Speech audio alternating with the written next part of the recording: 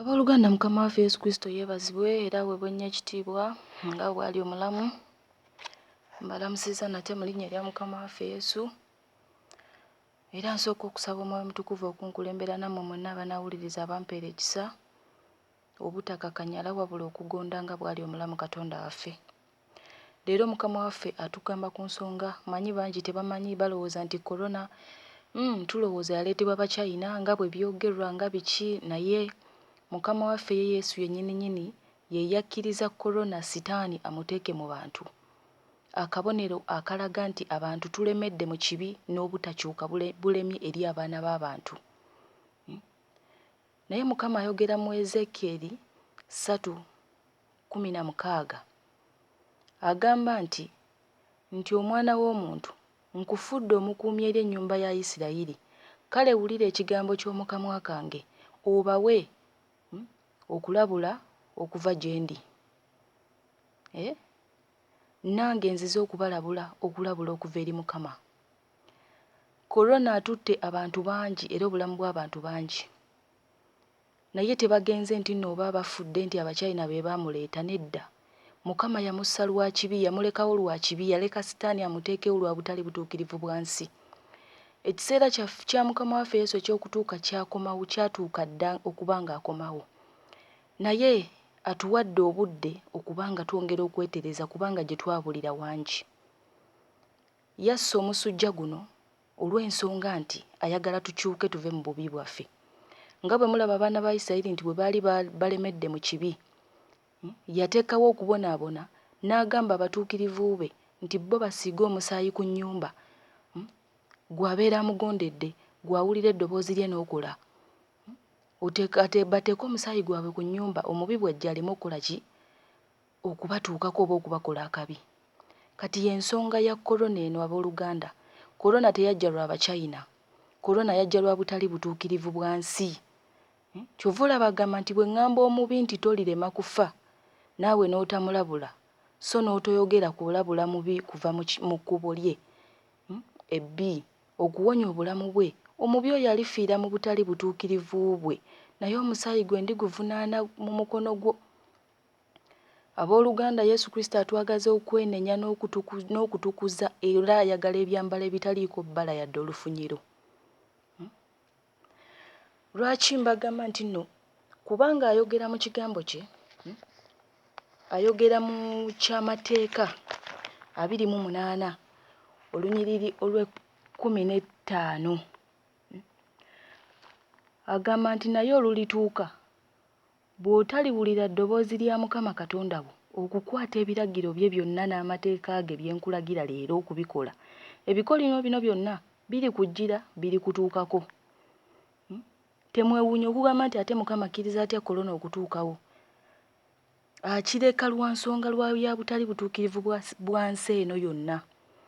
Era ekyamateeka 28 olunyiriri lwa 22 n'agamba nti Mukama anaakukubanga kaakano n'omusujja n'okuzimba n'okwokya okungi n'ekitala n'okwonooneka n'okugengewala, era binaakugobereranga okutuusa lw'olizikirira. Muwulira abooluganda? Bangi bazikiriridde mu bibi byabwe, bangi bafiiridde mu korona. Sitaani ye ali mu kusanyuka kubanga buli afiira mu kibi kye amanya agenda naye mu geyeena. Abantu bafiiridde mu butali butuukirivu bangi mu mbeera ya korona eno, abantu gye balabanga ey'okusaaga bo bamanyi Bachina. Naye Mukama atunenya lwa butali butuukirivu bwaffe. Era Mukama Katonda ayogera n'agamba mu ekyomumirembe 2:7 olunyiriri olw'13 nti bwe nnaggalangawo eggulu waleme okubaawo enkuba, oba bwe nnaalagiranga enzige okulya ensi, oba bwe nnaaweerezanga kawumpuli mu bantu bange. Mukama asobola okuweereza kawumpuli oba kyonna ky'ayagala bwe tuba nga tuganya okukyuka okudda gy'ali. Korona onassa abantu lwa butali butuukirivu, si Bachina.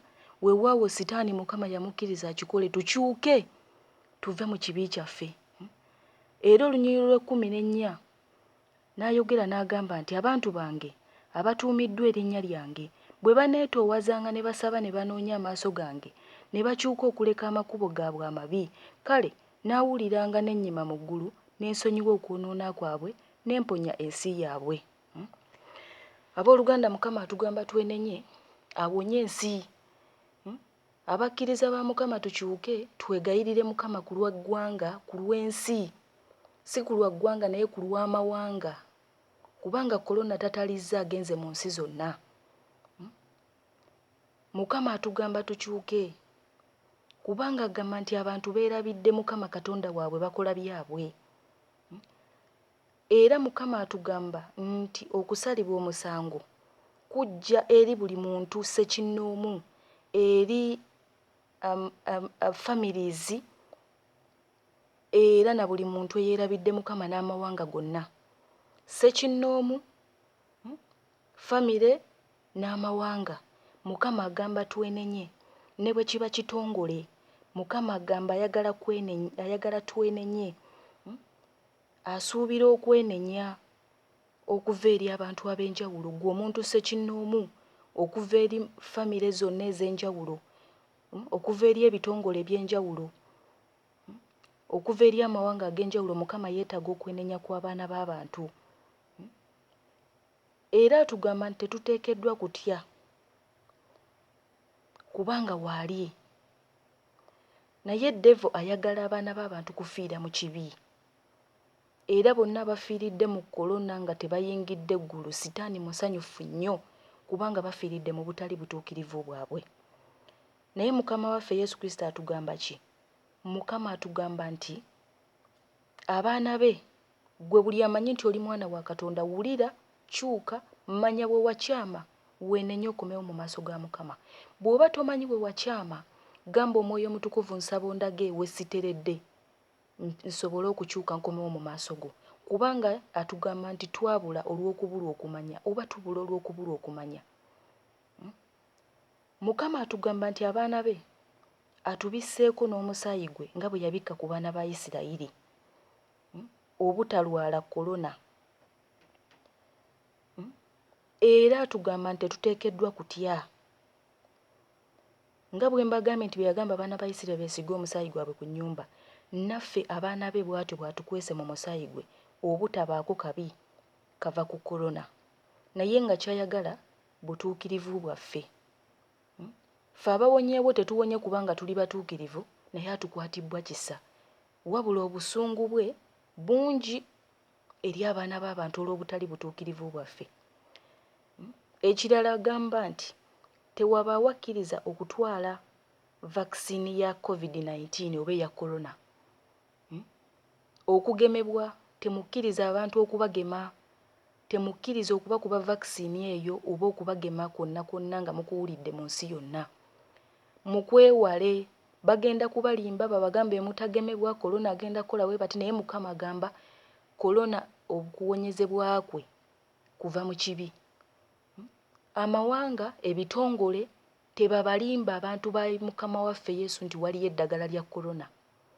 Mukama agamba korona yamusalwa butali butuukirivu bwaffe, eddagala lya korona limu kwenenya.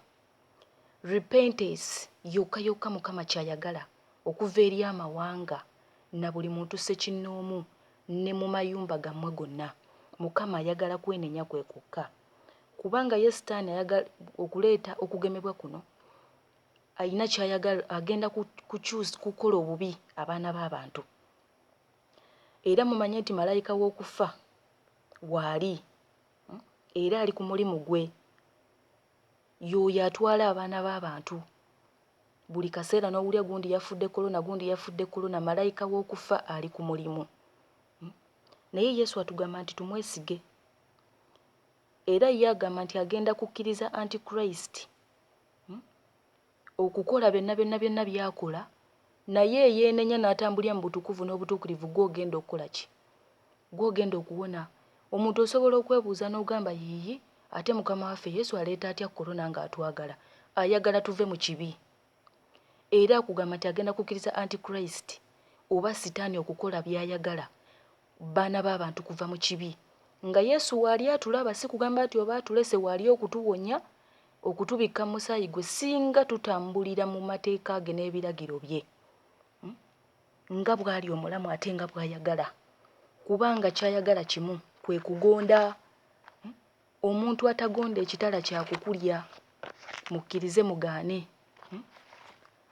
Era kyova olaba ayogera mu Amosi 3:6 nti bafuuyira ekkondeere mu kibuga abantu ne batatya. Obubi bugwa mu kibuga Mukama nga tabuleese. Obubi bugwa mu kibuga Mukama nga tabuleese, bakubuuza kibuuzo. Kati mmwe mumanyi nti korona yagwa bugwi? Baamuleeta Mukama yamukkiriza lwa butali butuukirivu bwaffe. Bwe tuteenenya, obusungu bwa Katonda bucakkira ddala eri ku buli mwana wa muntu atakyuka kuleka kkubo lye. Naye Mukama abagamba temukkiriza okubagema.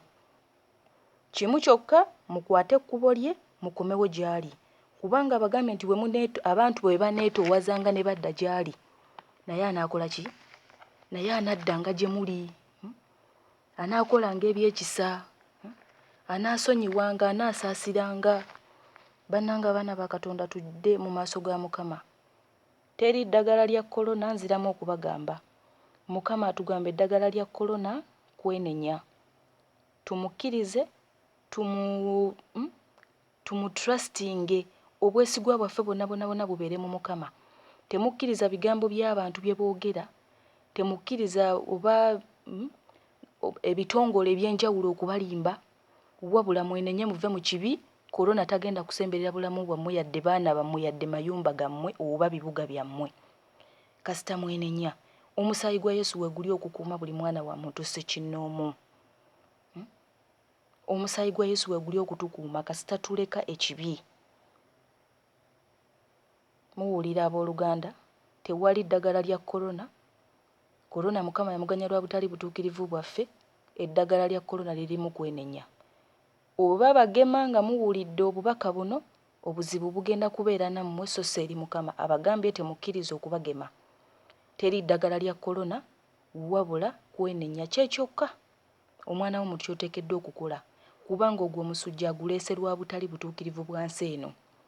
Bantu bavudde ku Mukama, bali mu bintu ebitagasa, bakyukidde okudda eri sitaani, buli kye baagala bagenda eri devu.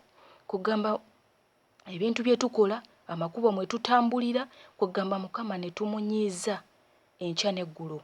Tetusoma Bayibuli kumanya kyayagala. Ate nga Yesu atugamba nti ekitabo kino eky'olubereberye ekitabo kino tokivangamu. Okibeerengamu mukitegeera ndowooza. Atulagira Bayibuli eno okugibeeramu, obutagivaamu. Tusobole okumanya kyayagala. Bannanga abooluganda, tukyuke olw'ekisa. Mukama waffe ali kumpi. Mukama waffe Yesu atuuka. Yatugamba alijja nga mubbi. Ate mujjukire okuvuga kw'okujja kwe trumpet egenda kuvuga omulundi ogwo gumu bwe guti. Buli omu weenaamusanga oyo aliba asaanidde y'aligiwulira. Era bw'oliba togiwulidde togenda kugiwulira gwakubiri. Twenenye nga Mukama waffe Yesu tannatuuka asobole okutusanga nga tusaanidde. Mukama abampeera omukisa.